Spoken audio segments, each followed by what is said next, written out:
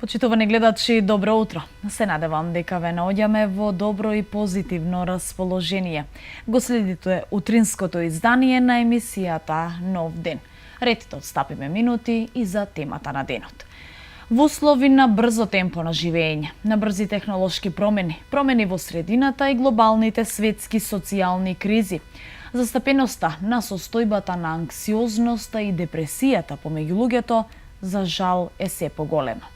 Анксиозност, депресија, панични напади, нервоза, различни видови стравови. Ова се само дел од состојбите кои што ги мачат денешните млади луѓе, барем така велат психолозите. Во Македонија нема конкретно прецизирано статистички податоци за вкупниот број на овие лица, но психолозите тврдат дека се почесто се случува млади луѓе да бараат помош за некоја од овие состојби. Токму поради тоа, мојата денешна гостинка ќе ни каже нешто повеќе на оваа тема, бидејќи таа направи едно истражување на темата депресија, притаено зло на денешницата. Па чест и задоволство ми е да ви ја представам денес во студиото на К3 гостинка, господја Оливера Трајковска. Добро утро и добре ни дојдовте. Добро утро, добро ве најдов. Секогаш ми е пријатно кога доаѓам кај вас во студио.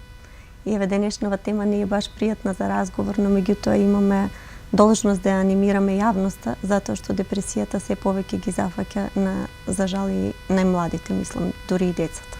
Так. Господја Трајковска, вие имате гостувано веќе 2 пати кај нас. Добро сте познати на публиката, барем на публиката на К3 телевизија, јас тоа можам да го потврдам. Вие меѓу останатото сте едукатор, модератор, тренер. Вклучени сте во многу сфери од животот и од општеството едноставно. Можам да си давам за право така да кажам. Од каде дојдовте на идеја да направите истражување токму за оваа тема? Па вака, идејава за истражувањето беше конкретен случај кога имав контакт со детенце од 9 години кој страда од депресија.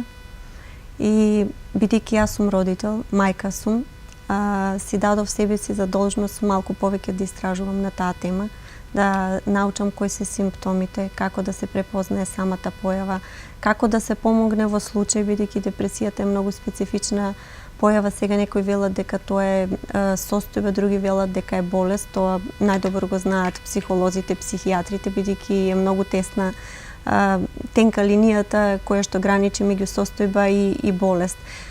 Многу тешко може да се дојде до констатација кога се уште депресијата е појава, односно состојба во која што личноста се наоѓа, или пак кога веќе станува за болест која веќе, да кажеме, личноста се бори со самата болест веќе 2 или 3 години, но меѓутоа не имало толку изразени симптоми. Многу тешко се доаѓа до оној момент кога депресивните луѓе ќе покажат дека навистина страдаат, затоа што тоа се обично симптоми што луѓето сметаат дека се нормални, незаинтересирани, едноставно апатични за се околу нас што се случува, антисоцијални на некој начин, кај учениците се одразува, еве, например, со успехот во училиштето, незаинтересирани се, немаат потреба да учат, ништо не ги интересира, немаат потреба за ништо, мрзеливи се. Сега, како да кажам, од повеќе аспекти може да се разгледува депресијата, затоа што таа ги опфаќа сите сфери. Тука може да се разгледува од аспект психолошки аспект, од социолошки аспект, од теолошки аспект. Значи, бидејќи јас сум теолог, слободно можам да кажам дека во самата теологија не постои депресија, тоа се смета за униние или очај. Еден вид на состојба кога ние самите подлегнуваме, значи самите си ја создаваме таа ситуација, затоа што не можеме да постигнеме внатрешна рамнотежа. Тоа е всушност и главниот проблем. Луѓето кои што имаат проблем со воспоставување на внатрешната рамнотежа, всушност се најчести жртви на депресијата. Но меѓутоа не можам да кажам дека само тој момент е клучен за појава на депресијата. Всушност сите овие општествени текови кои што ни се наметнаа се еден голем атак врз личноста на човекот, почнувајќи од децата па до највозрастните, значи пензионерите. Можам слободно да кажам наметнувањето на брзото темпо на живот, политизација на се, од почеток до крај. Луѓето се под огромен партиски притисок, се е партизирано во нашата држава. Од вработувањата па до било каков чекор да направите вие во нашево општество, посебно во нашава Македонија, вие мора да бидете политички определени. Доколку сте политички неопределени, тогаш веќе имате проблеми со екзистенцијален проблем, значи одвработување, постигнување на одредени успеси во општеството, затоа што за жал денеска репер за постигнување на одредени титули, не знам, доаѓање до работно место, сето тоа е политички врзано. Сега луѓето се под притисок, значи да стигнат до тие цели свој, морат да се вклучат во партијата. А во партијата па имаме директиви кои што морате да ги следите и тука човекот несвесно потпаѓа под притисоци. Економската нестабилност. Значи ние живееме во држава која што е навистина сиромашна држава. Имаме огромен јас, поделба на многу богати луѓе кои што за многу брзо време се збогати и баш како резултат на ова претходно што го споменавме, партиски издигнување и инволвирање, вклучување во некои одредени така да кажам, недобри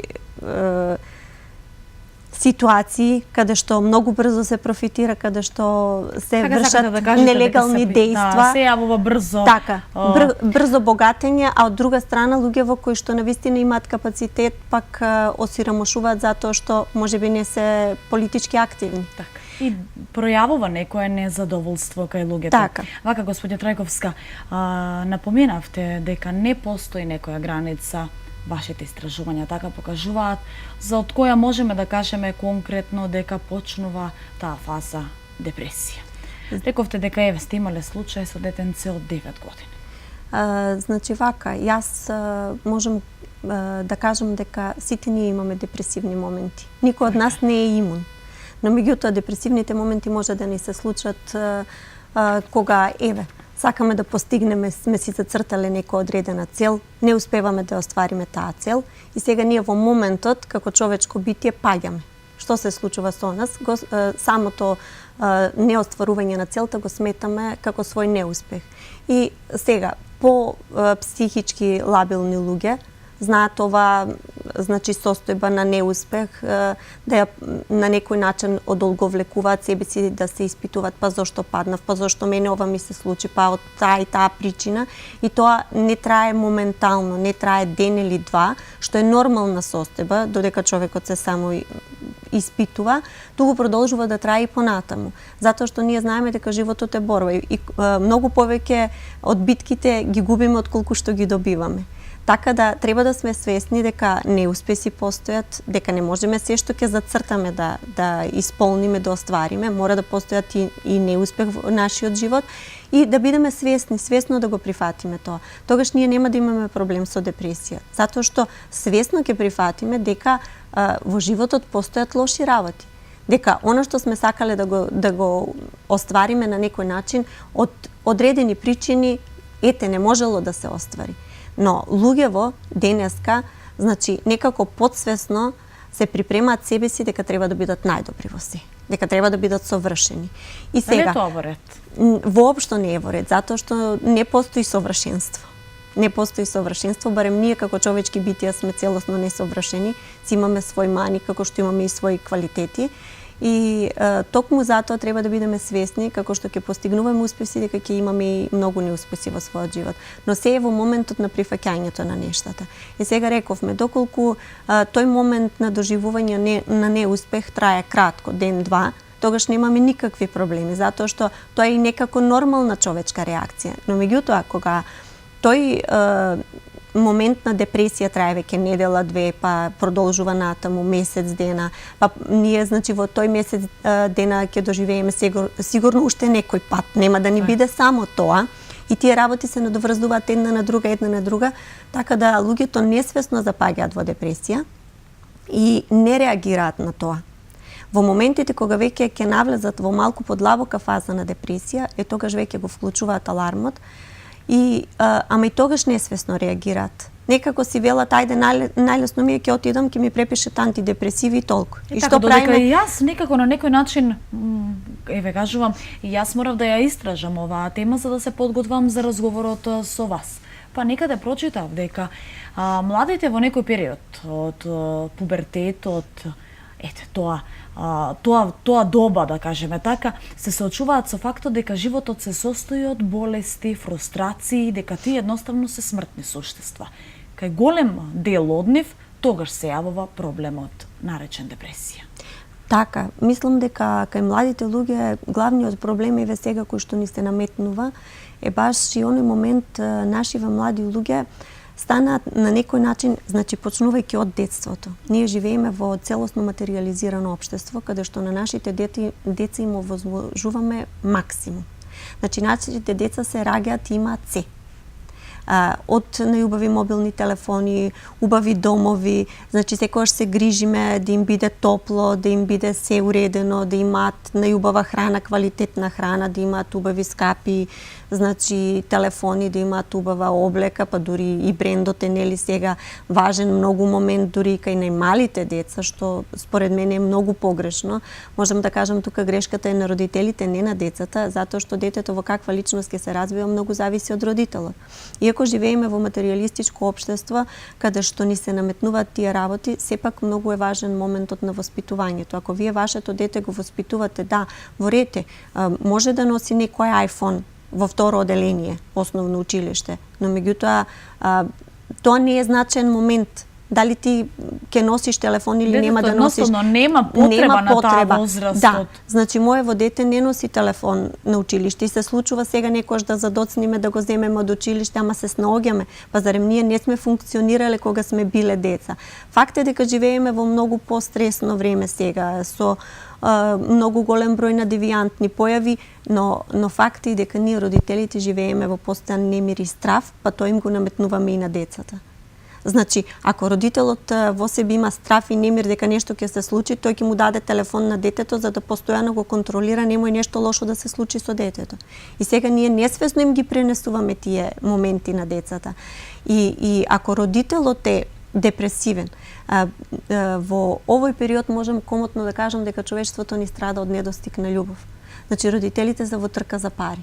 Сите брзаат некаде, работат по две работи, сите сакат да имаат не знам каква престижна титула во општеството, да постигнат што повисока функција, повисока плата, со тоа да обезбедат поскап автомобил, поубав дом, да им обезбедат на децата, ама сето тоа е материјално. И во сето тоа материјално, ние што правиме? Значи, им даваме многу малку љубов на децата и си даваме многу малку љубов самите на себе и на тие кои што се со нас. И во сето тоа ние имаме се, а всушност немаме ништо. И не е можно во такви ситуации да немаме депресија. Затоа што ние како човечко битие, за да се храниме, имаме пред се потреба од љубов. Прво да се сакаме самите себе, а штом се сакаме самите себе, ќе ги сакаме и другите. Затоа што човекот кој што е исполнет со љубов е нормално да рефлектира љубов и во средината во која што живее. Значи тој е способен да ја умножува љубовта. А човеков кој што е материјализиран целосно, кој што постојано брза да достигне некој материјални богатства, нема време за љубов. Се губи во таа трака. Значи еве мене прост пример ми се мајкиве. И јас сум жена која што работи, која што е активна во општествениот живот. Но меѓутоа секогаш се трудам да направам баланс семејство и работа. И неретко се случило да го изберам семејството, иако можеби таа финансиска инекција ми била многу важна во моментот. Ама кога сум ставила на вага да ги измерам работите, да минам еден викенд со моите деца или да ми го одземам викендот на моите деца, јас како мајка секогаш сум го следела мајчинскиот инстинкт. Сега, во последниве времиња малку се изгуби тој момент. Значи, факт е дека имаме екзистенцијален проблем, дека и жените морат да бидат вработени затоа што со една просечна плата не се живее. Но меѓутоа, во сето тоа жените морат да прават, да изнаоѓаат модуси како да бидат мајки и жени, а во исто време, значи, и општествено да се реализираат. И ќе кажам, сите ние на некој начин страдаме од депресија. Зошто? Еве си земам еден најобичен пример. Луѓето кои што работат во администрација. Порано имаше циркулација, тие луѓе одеа од една во друга канцеларија па си ги носија документите, сето тоа. Сега со дигитализацијата што се случува? Го вклучувате компјутерот, вашиот колега од другата канцеларија го презема документот, си праќате мејлови, се јавувате на телефони и така седите 8 часа заковани во една позиција. Одите дома, па сега го имаме трендот, нели, со социјалните мрежи, па седнувате на телефонот или на компјутерот, па продолжувате со социјалните мрежи. И сега ние во што се претворивме? Во роботи. Значи, постојано сме фиксирани на едно исто место, не се движиме, немаме размена на енергија, немаме комуникација меѓу себе. Кај нас се веќе се претвори во виртуелна комуникација, немаме живи контакти со луѓето. Значи, се случува еднаш или два пати месечно да се видите со луѓе кои што претходно можеби секој ден сте се гледале, затоа што ќе ви пишат на Facebook како си или ќе ви пуштат некои емотикони, сметаат дека веќе тука работава е завршена. Ништо не е завршено, тоа ни е сето привидна работа. Тоа ни е некако наметнато и ние несвесно го живееме тој тренд, ама меѓутоа последиците се огромни. Значи, самата потрошувачка на антидепресиви го покажува тоа. 13-14 годишни деца да бидат анксиозни, да паѓаат во длабоки фази на неуроза, значи тоа веќе е показател да пијат антидепресиви, тоа е показател дека нешто е погрешно. Каде ни се тука институциите? Нормално е во училиштата децата да се тепаат. Ајде ве молам, значи тоа се деца. Не е нормално. Нормално е децата во градинките да се тепаат. Не е нормално. Не е нормално јас како родител да го советувам моето дете, па тој те удри, ти ќе му вратиш. Мислам, што правиме? Погрешно е нешто во целиот ментален склоп од родителите до децата. Затоа што не е нормално воспитувачката ако гледа дека 2-3 деца таму се тепаат да не реагира, да не го извести родителот. Исто и во училиште. Оставете ги, тие се во пубертет, нормално е, значи, зголемено лачење на хормони, едно друго, па сега децата ќе ни се тепаат. Не е нормално, луѓе, значи, погрешно е нешто. И ние како родители, како наставници, сите... Дали сакате да кажете дека всушност со ова брзо темпо на живење дојде оној период, онаа фаза кога се она што не е нормално станува дел од секојдневие? Да, баш за жал. И затоа и еве сега депресијата се смета како нормална појава, ги гледате луѓето, поминуваат покрај вас, ретко да сретнете човек што ќе се насмее. Мислам, мене тоа не ми е нормална појава. Самиот флик, самиот изглед на луѓето, факт е дека сите ние си имаме лични проблеми, можеби здравствени проблеми, можеби проблеми на работа. Но меѓутоа ние треба да се бориме да си наоѓаме механизми со кои што тие проблеми ќе си ги санираме, но сето тоа да не ни се одразува во комуникацијата со околината. А кај нас што се случува? Кај нас се случува баш обратното. Ние ги пренесуваме тие проблеми во околината, па правиме уште поголеми проблеми. И сега, ако родителот има проблем, му го пренесува проблем, го носи проблем од дома, го пренесува и на детето. Се повеќе имаме дисфункционални семејства затоа што баш ова што го кажав, потенцирав. Луѓето се под огромен притисок да обезбедат екзистенција, притиснати од политички, значи, притисоци и едноставно се живеат како во кафес. И сега доаѓаат дома таму каде што треба да им е најдобро, тие во неможност во општеството затоа што знаеме дека постојат законски рамки кои што ќе доколку се однесуваме онака како што не треба ќе подлежиме на санкции, доаѓаат дома и сиот бес, сите оние фрустрации ги истураат во семејството. И тука најмногу страдаат децата. Значи децата се неми сведоци на сето тоа, а не можат да сторат ништо. Сега кога сме кај тоа ништо.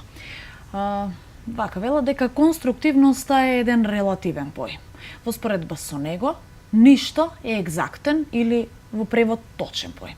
Сега сето ова јас теоретски го кажувам, бидејќи не постои човек, верувам, кој што не прави буквално ништо, но нели, колку повеќе правиме нешто, толку помалку сме зависни од другите. А и целта ни е и тежнееме кон тоа да бидеме индивидуа сами за себе и да бидеме се повеќе независни од другите. Дали сметате дека можеби на некој начин и состојбата на анксиозноста, на депресијата се искажува и на тој начин што небитно дали се тоа децата, дали во пубертет младите или пак луѓето во подоцнежните години, како што рековме, не постои старосна граница, се затвораат во некој свет на фантазии. Едноставно, еве, како што рековте, некој агресивно делува дали на училиште или со околината, а некој едноставно мечтае за подобро утре. Па не би кажала дека депресијата е состојба на фантазија. Депресијата е состојба во која што вие сте во некоја замаеност, во која што сте целосно незаинтересирани, значи се менувате од една активна личност во сосема пасивна личност.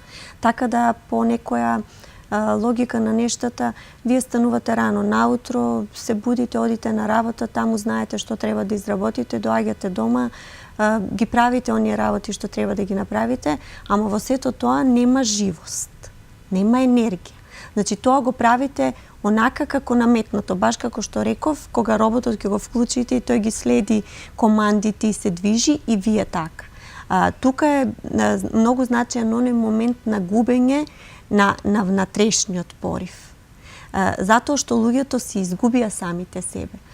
Тие функционираат, ама сето тоа е привидно. Ние функционираме како луѓе, ама всушност го изгубивме човечкото во нас. Ја изгубивме смислата на животот, ја изгубивме смејата, ја изгубивме радоста. Значи, не може дете од 4 години му донесувате скапа играчка и да не се радува. Па јас не знам, се сеќавам кога мене родителите ќе ми донеле некоја, не знам, најобична кукличка, не сега барбики таму порачани директно од Америка или не знам какви. Па ја мислам дека цел месец сум скокала од радост и тоа ми била најомилената кукла со која што сум си играла. И ден денеска, значи, си ги чувам тие играчки, па си евоцирам спомени од сето тоа. Денешниве деца не се радуваат. Зошто не се радуваат? Затоа што прво моментот на дарување не е исполнет со радост. Ние некако тоа дарување го даваме, го сваќаме како должност. Јас работам и сега, затоа што јас времето не можам да му го посветам на моето дете, можеби чувствувам грижа совест, ќе отидам, ќе му ја купам најскапата играчка, ќе дојдам, ќе му ја поклонам и сметам дека со тоа сум ја завршила работата. Но верувајте, едно гушкање, едно седнување, гледање на еден цртан филм заеднички со вашето дете, една насмевка, значи јас еве практикувам на моите деца кои ќе видам дека се нерасположени, да им цртам смајли. Значи ќе им нацртам смајли на стикери, ќе им ги залепам на врата, ќе им напишам добро утро. И сега, ако веќе сум излезе напред нив за мината, мораме да позитивно да влијаеме на средината во која што живееме. Мораме да пренесуваме емоција. Ако јас дојдам еве сега овде и нема никаква емоција, сум дошла буквално само да си го изработам ова што го работам и вие исто, тогаш верувајте дека нема да имаме фидбек од онаа страна од публиката. Но кога ќе го изработиме тоа со љубов, мислам дека секогаш реакцијата стигнува веднаш после тоа. Исто и во животот. Се што правиме со љубов, се што правиме со радост, не може да остане невозвратено. Па и да не е возвратено. Тука ни е моментот на грешката. Значи, ако вие љубите, нема да имате потреба од возвраќање. Значи, вие ќе имате потреба да дарувате љубов.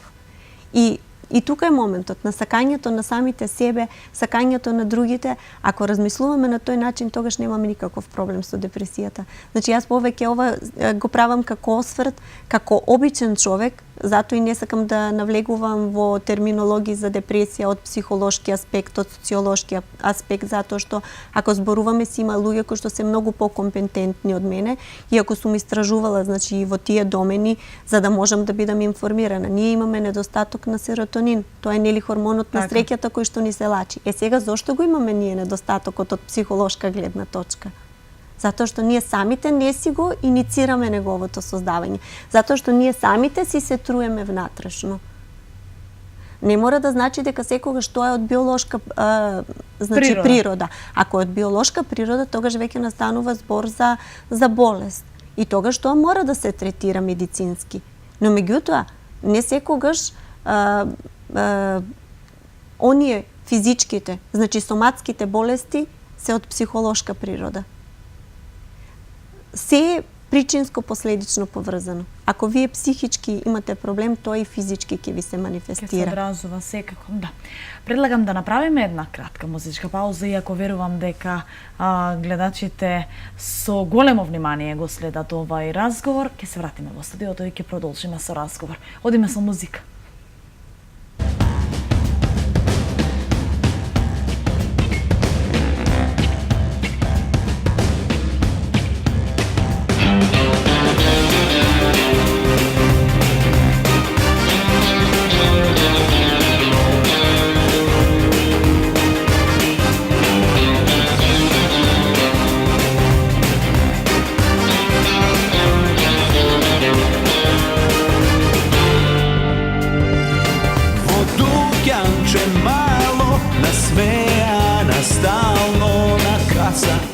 reši da li je to ase, a pogled od sjaje soboja na nadež i znači zemljine i mene. Nek nijedna ista ti stoji šaret me zamisli, reče se ke pram, sada ne si sam. Ama ja se sakam tebe i može pametno i ne, što baš tebe te sonuvam, no so bilo koj neka mi ne možam, duša ne mi pe, bez tebe srce ne se sme, mi falat našite ludosti, a bez ludost ljubov ta ljubov li je.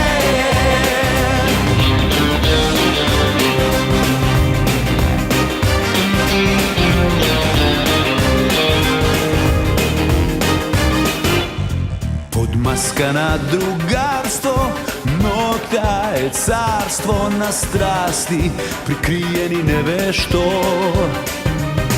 Na flertovi mali, dvosmisleni šali i ženi, spremni na bilo što. A ja zle slike zaboravam, so koji se smevno ne, i so koji zaplaka. Zato ja se sakam tebe i može pametno i ne, što baš tebe te sonuvam, no so bilo koj neka mi ne možam, duša ne mi pe, bez tebe srce ne se sme, mi falat našite ludosti, a bez ludost ljubov ta ljubov li je.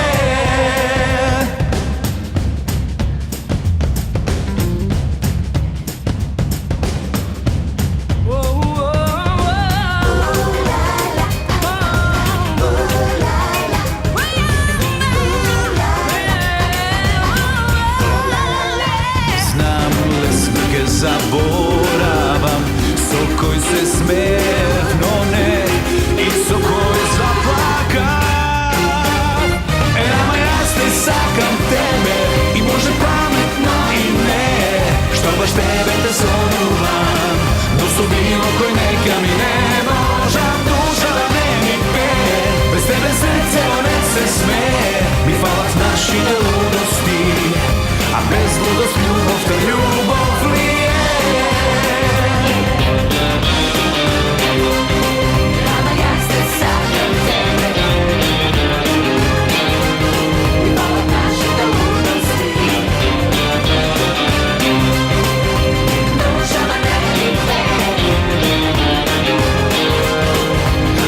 Ludost ljubov ta ljubov li je.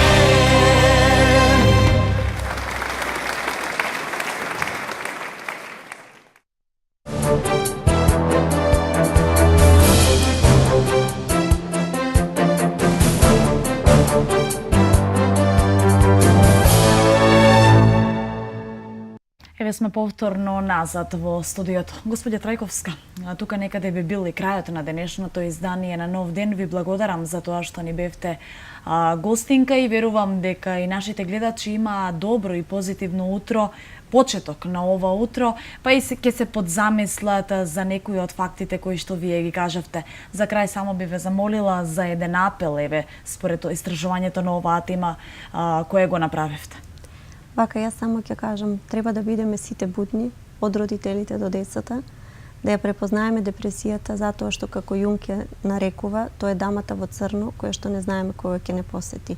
Но кога ќе не посети, треба да ја кажеме седни до мене и да се соочиме со неја.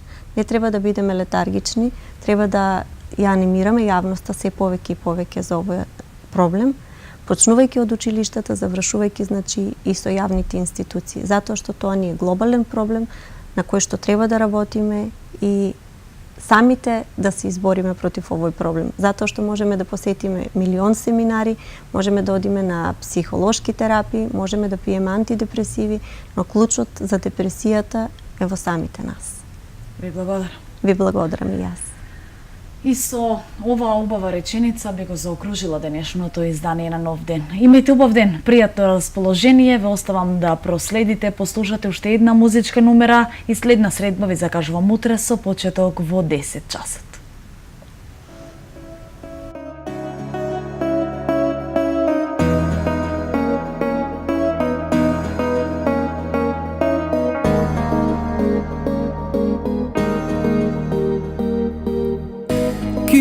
Kilometri brojam daleku od sebe, kilometri odam daleku od tebe, daleku od doma, daleku od sve što imam, od sve što imam. Najdo fotografija vo crno-belo, a na neja nije sme zajedno na denot. Na neja gledam sreća, na neja gledam sve što imam, sve što imam. Mi fali tvoj miris na jorgovan, mi fali, fali tvoj miris, mene duša da mi gali. Mi fali za veline gnjezda si dojdam, mi fali da sam doma. Mi fali tvoj miris na jorgovan, mi fali, fali tvoj miris, mene duša da mi gali. Mi fali za veline gnjezda si dojdam, mi fali da sam doma.